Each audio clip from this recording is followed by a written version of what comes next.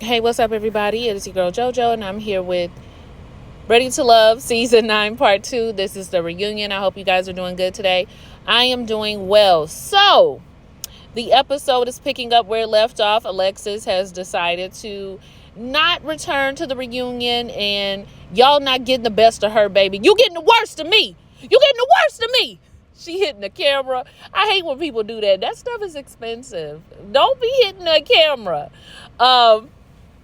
But Alexis will not be returning. I actually did think she was going to come back, but she didn't.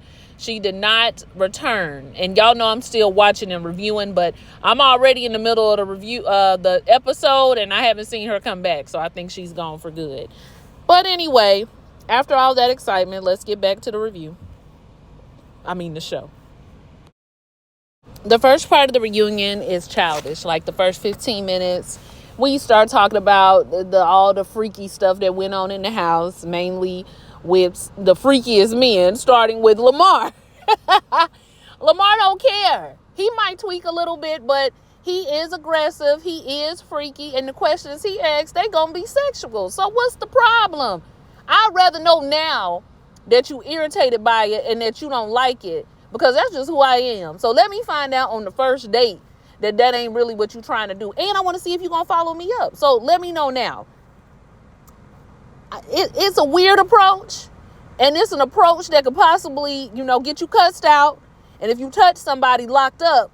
But if that's how Lamar want to approach it, that's how Lamar want to approach it. I do not recommend it, though, Lamar. He said he might tweak it a little bit, but that's just who he is. All the ladies on the stage look disturbed. Dominique gonna say that him and April look good together, like that would work. April do strike me as a little bit of, good girl in public, but a real freak in private, but not with Lamar. I don't think she would do it with Lamar. And did y'all hear her say, "I love you, Jonathan," before his segment came on? Did they know each other before this? Somebody did know each other before this process. Was it them two, though?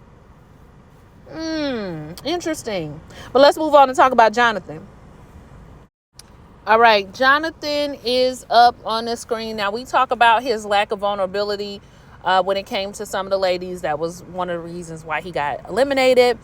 Nephew Tommy asked him why he was not being vulnerable or why he didn't want to open up. And he was just like, it's just certain topics, certain things. Once I unleash that vulnerability, it shows another side of me. And I just wasn't really ready to let that side go at the time, at least not with certain women, it seemed. And so Tommy asked Mika, had he have shown that, would you guys have kept him around? And she was like, yeah, probably so.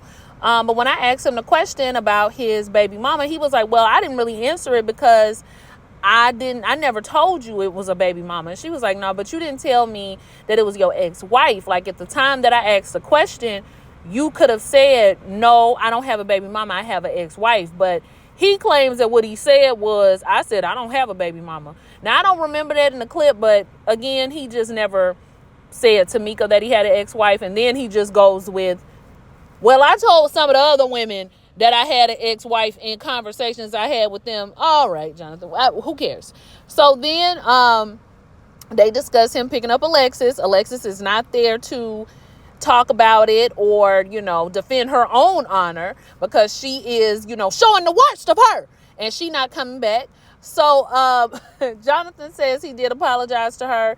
At the moment, he didn't feel like anything was wrong with it. But then when he looked back, he realizes he probably made her uncomfortable. He was just trying to get a good time started. He did apologize. She accepted. And he would do it again. And they was like, do what again? Pick her up like that again? He was like, no, apologize again. So that was really Jonathan's segment. It was really nothing. I don't know. I don't really have much to say about Jonathan. It would have been nice, I guess, if he stayed there. I don't know if anything would have worked out, but yeah, it was fine. I still want to know, do him and April already know each other, or do they have something going on now? I'm still watching, so we about to see. Then we move into a discussion about feet, and I was really disappointed in Ready to Love because I'm sorry, you guys. Liking feet and foot fetishes is just so passe. Like, it's given 2020, 2021, when we were on lockdown. Like, we know people like feet. We know that people make money off their feet. We know that it was a big discussion during lockdown because people were starting OnlyFans. People were making money off of their feet.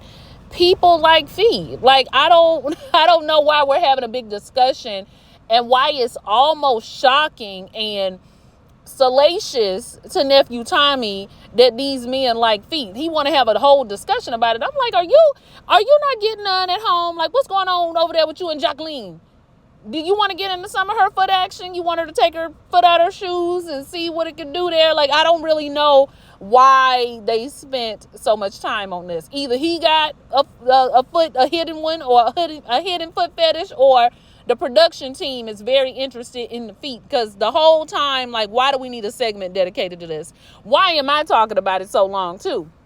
So Jonathan is asked by Mika, would you suck a size 10 foot? And Patrice, that must have touched her in her spirit. She must be a 9.5, 10. She say, that's a grown woman foot. And Mika was like, oh, okay, excuse me. And he said, I absolutely will suck a size 10 foot. I'll suck a size 13 foot if the foot is pretty. I said, you better shout them out, Jonathan. You better shout out them size 13s. I'll suck any foot. Now, that's a man that like feet for real. As long as it's a good looking foot, I'm an equal opportunity toe sucker. I like the foot massages. I does everything around the feet. If feet turn you on, then yes, it does turn into a fetish. Nephew Tommy, who don't know what the word fetish mean. Well, if you would put it in your mouth, that make it a fetish. No, that is not what makes it a fetish, Nephew Tommy. Can we get another host? I'm so tired of him. But no, that's not what makes it a fetish. If it turns you on sexually, that is what begins to make it a fetish. And I believe it does turn Jonathan on. Who got the prettiest feet on stage? Jonathan says it's Vanessa. And Vanessa was like, thank you, Jonathan. But please, cameraman, don't pan to these feet. That is the first time that I have seen these cameramen not be petty. Because, normally they would pan to the feet. But they might can't pan in Zoom since Alexis messed up their camera.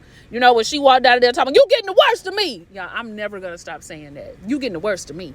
So anyway, that was the whole foot fetish talk. The foot fetish talks move right into Chaz because he also likes feet. He likes a woman in heels and foot massages. Speaking of foot massages and women in heels, let's talk about all these women you had a connection with. Welcome to the clown show. We are at the circus. So, Chaz and the women he had a connection with. Now, before Vanessa and before we even found out what was going on, I said out loud as I was watching the show, the 11th woman that Chaz was connected with was the woman he was messing with at home outside of Ready to Love. She was number 11 out of 10, if you will. Do that math. So, they get to talking about the connections that he had, him leaving the house. He didn't intend to leave the house. He left the house because he felt like he was being he said they were following me. Now, who is they? Is he talking about the women or is he talking about the cameras? Because I don't recall the women following him around the house.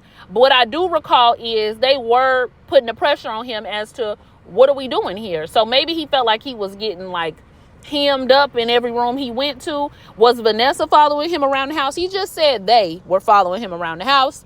And since he wasn't getting no peace, he decided to leave. Only person who was understanding was Patrice. She tried to pray with me, which y'all know that pissed me off, but whatever. Then they also discussed whether or not Patrice feels she made the right choice. And Patrice says she did because she wants to be a wife. She was ready to have a husband, but she also wanted to make sure she picked the person that she was the most connected with. And so we know that Chaz caught them double L's. Okay, he lost. Bum, bum, bum, bum. Anyway, we also discussed the comment he made to Vanessa, different comments actually. One of the comments that he made was that about the dog, and he was like, look, I asked her early on how she felt about dogs. She said she could never really love a dog. She didn't like dogs like that. And I asked her how she would feel if a man came into her life and said, I could never love your children. Now, first of all, that is a red flag that a man is even asking you that question. I don't care if it's a hypothetical. Now, I see dogs as property. I don't see dogs as children. I know some people see their dog as their children, and they are well within their rights to see their dogs that way. Probably doesn't mean people with children will actually see your dog in the same way because it is different.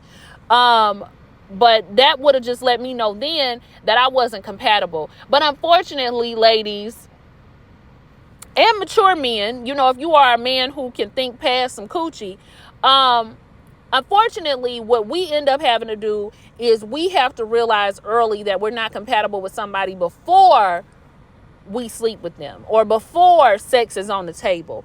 A lot of times a man will know he's not compatible with you, but he wants to sleep with you, so he'll just keep it going. And it's effed up. But that's why I say if you are a mature man who realizes early, you realized early on then that you weren't compatible with her, Chaz. You weren't going to be with nobody that didn't like your dog. So why not cut it? You don't cut it because you want to see what else is going on and possibly, get some sex before you have to announce your incompatibilities. Then, speaking of incompatibilities, he talks about how it just wouldn't have worked out between the two of them. Then they talk about the petrified rose, child, and why they bring up this rose. Chaz feels like it was a soliloquy. It was poetry. It was beautiful. It was nothing wrong with it. It wasn't dramatic. Vanessa thinks it was dramatic. Rashina definitely thinks it was a shot. The other ladies believe that it was dramatic and a shot.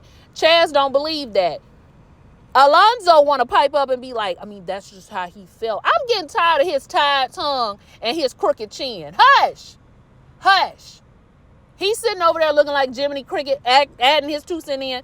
And then Patrice is just over there looking at him off to the side, talking about, of course, they would agree with each other. Of course, they would agree with each other. And, of course, this is the man that you also chose. And then the other man you was praying with. So it looked like you aligned with some of this bad decision making while you over there trying to act like it's crystal clear. Now that you done messed around and found out about that other girl, now it's clear to you that they both want to say, hush, Patrice. So, Vanessa tells him, listen, I don't receive anything that you said anyway, talking about how you couldn't love me. No, we are very lovable over here. I am not without love at all. And he was like, I didn't say you wasn't lovable, so don't put words in my mouth. That's not what I said. See, the problem is you're a narcissist. I was like, boy, they should have never gave us Negroes the N-word. They should have never gave us Negroes the N-word. And by the N-word, I mean narcissist. Y'all will throw that word up no matter what's going on. You a narcissist. She a narcissist. You're a narcissist.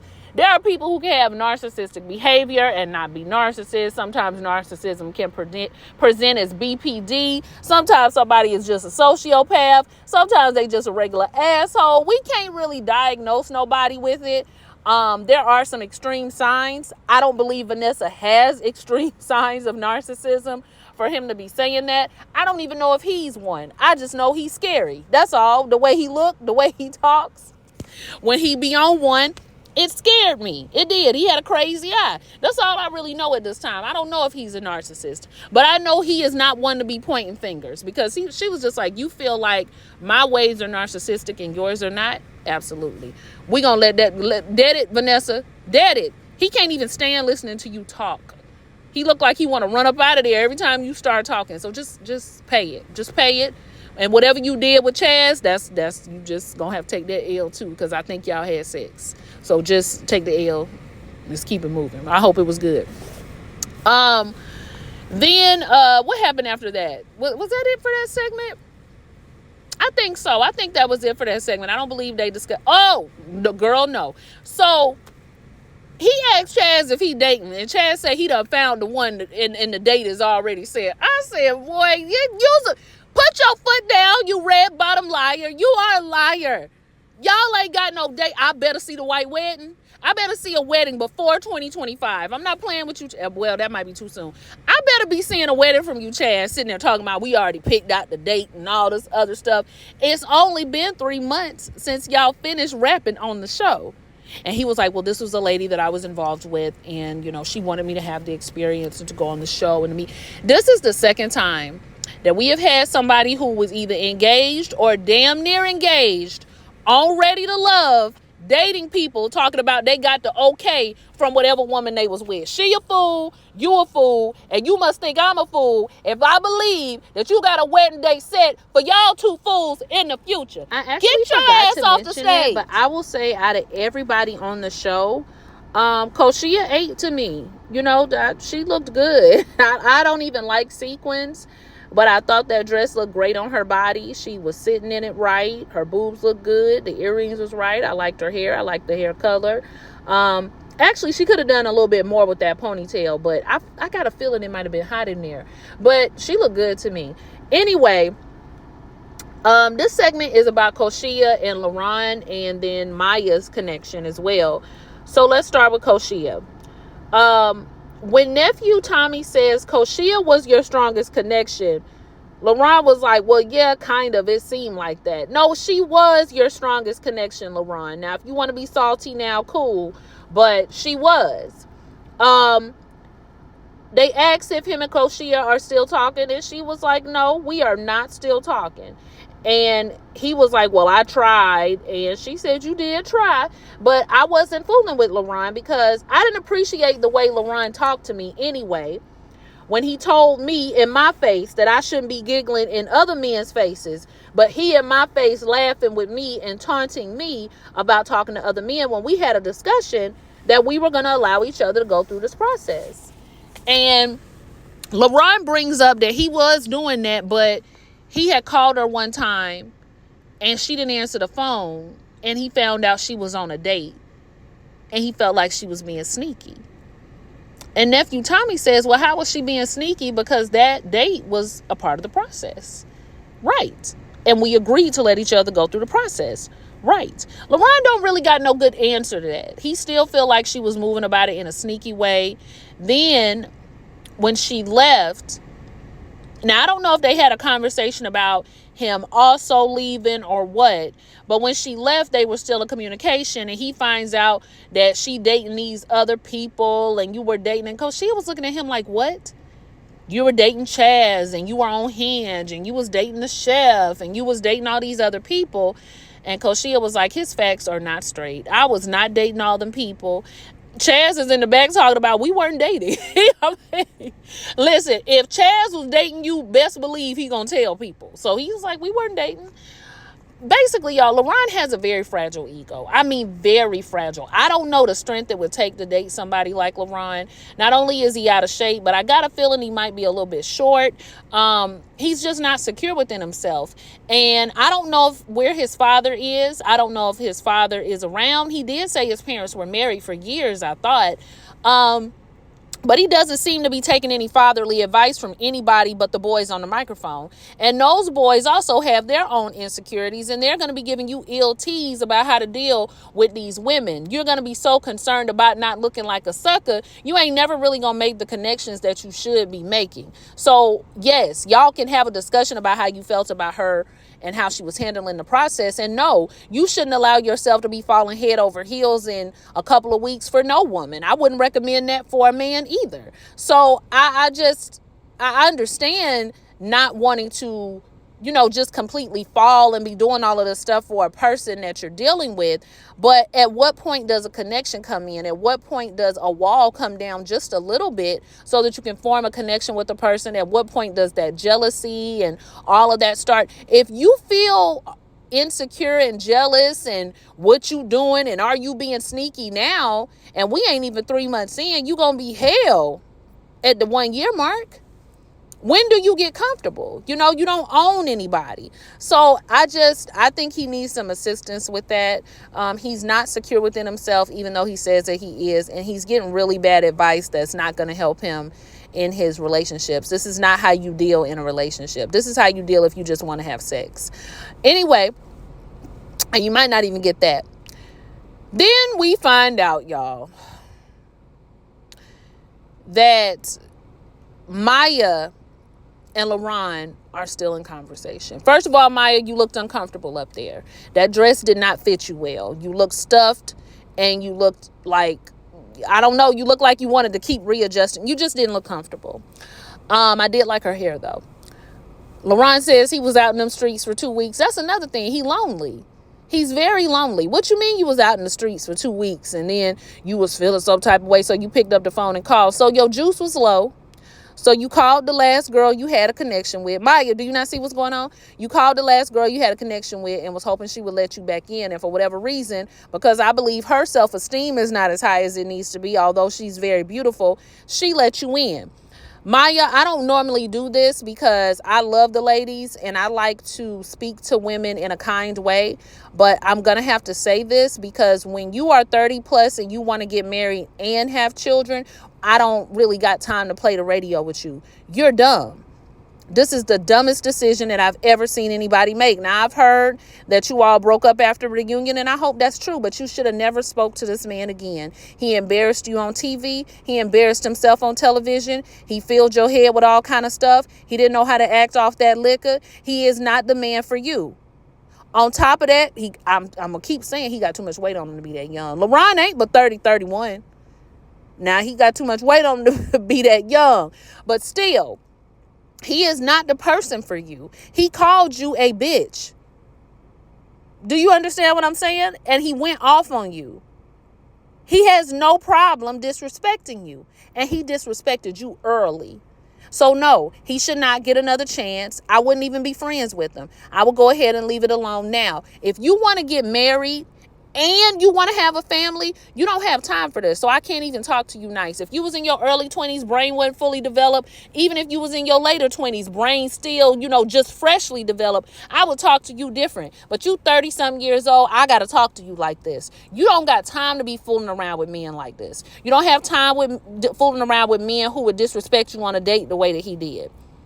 You don't have time to deal with men who don't really know what they want. I don't think LaRon truly knows what he wants. You don't have time to be placating to nobody's ego who has a very fragile one. This is a dumb decision. You should have never answered his phone calls. I think you need to block him if y'all done for real. Don't ever speak to this man again or any man of this kind. You yourself got a lot of growing up to do, so you need to figure out what that is within you that would allow this mess back into your life. It's a terrible decision. All right, y'all. It is a whole nother day. Yes, I had to record this later. I could not get it all done on Saturday. So now it's Sunday. Happy Sunday, y'all. So the reunion continues with Will and the guys and the infamous group chat messages. So Will starts out, it starts out with them just talking about the whole thing that went on. Dominique is saying that he wished none of it would have happened because it really took away their time and their attention to the ladies, and it started to become something else, and they were beefing instead of getting to know the women, which is true. Will says he don't even know how his name got put in it because he only had a connection with one woman, and LaRon is telling him your name got put in it because you were the one conspiring in the group chat to get people put off of the show. Will is saying he wasn't conspiring. That's not what I was doing. I was only interested in one lady. Him and LaRon go back and forth. There's some name calling. And he was like, you absolutely did say that you were trying to get people kicked off the show. And Will says that he didn't say that. So LaRon says, I got the messages and I can pull up the messages. So he pulls out his phone. He gives the phone over to, he gives the phone over to Nephew Tyler Perry to read the messages. Nephew Tyler Perry reads the messages, and it says something along the lines of, Cole and Mika are conspiring to get me put off of the show. They trying to get rid of all of the guys that's got swag because they know we have the power to get rid of them. Very childish, very silly, and very much what he said he did not do. So when they get back to Will, he kind of looking like, I did say that. Well, why you sit there and say that you didn't say none of that? We have the messages. You did say that. And it was quite dumb. They trying to get rid of the dudes with the swag because they know, boy, hush, what swag? Who's still saying that? So him and LaRon have another back and forth as well. And he was like, you don't even know what I did. You don't talk to me. I don't talk to you. And LaRon said, because you can't talk to me. So, basically, Nephew Tyler Perry asked the ladies how they feel about it. They really didn't like it. Koshia ends up saying that she didn't have a problem with Alexis going back and talking to Will if that was her connection. Talk to him, but don't lie about me. Don't lie on me about what I said in regards to Will, because then I end up in a bad position. April says that she really didn't like the conversation that was going on in the group chat because the show wasn't a game to her. Ready to Love was not a game to her, and they were referring to it as a game. Will says, I didn't refer to it as a game. I did say it was the Hunger Games. Then you referred to it as a game, Will. It's like he'll say he didn't do something and then turn around and be like, what I said was exactly what I said I did not say. Anyway, it was silly. He's silly. And we move on from it with Nephew Tyler Perry trying to give them some kind of lesson about, I hope your group chats in the future are more productive. Boy, shut up. This ain't no elementary school special. Let's keep going. So then we do a roundup at the end. Mika and Justin are still in their relationship. They are taking things at their pace, not the ready to love pace. He has met her children on FaceTime. She's one of those people. She doesn't want to be bringing people in and out of her children's lives unless it's for sure. But she is feeling really good about Justin. She does say she still does not want any children. Even though Justin says it is going to be fine, he's not worried about it. It does make me wonder if he will be okay with that in the future, especially since her children are young. But I don't really know, like, who's to say. My stepdad doesn't have any children and, married my mom. So, and they were in their 30s. So, there are men who do it. But I don't know a lot. But he is one who did. So, I guess we have this to see. And I just always hope that everybody is in this for the right reasons. And I always hope that people will make it for the long haul.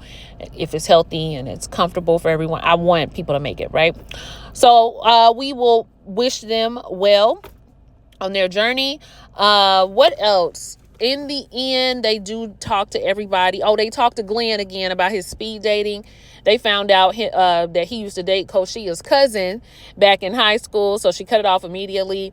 And Glenn said he felt like he had a connection with all of the women. So, he on his chaz. Glenn. Anyway, as far as everyone else, Patrice and William are going to be going on a date to the fair. LaRon's crooked mouth. Looked like he didn't like that, but it is what it is. Then, Will lets us know that he dating 2 women right now. Boy, don't nobody care. Don't nobody care. And I feel like he was lying, child. He was scratching his head. I said, bald-headed lie. Then we find out Vanessa and Dominique have been seeing each other. And Vanessa gonna say, we actually been seeing each other this entire time. That's why I was upset at the cabin or at the whatever it was. That's why she was upset. And then they paying the camera to Chaz. I said, y'all so messy. But good. He want all them children. Vanessa want more children. This might work. So I'm glad other connections were made outside of the show. Lamar is still single and looking for his lady friend. I'm trying to think if anybody else speak up. Nobody else really said anything. So that's all we have so far. This is the season of Ready to Love, and it wasn't giving what it needed to give, but we got what we could out of it, and they're getting the worst of me. I'm just kidding. I'm not going to say it again.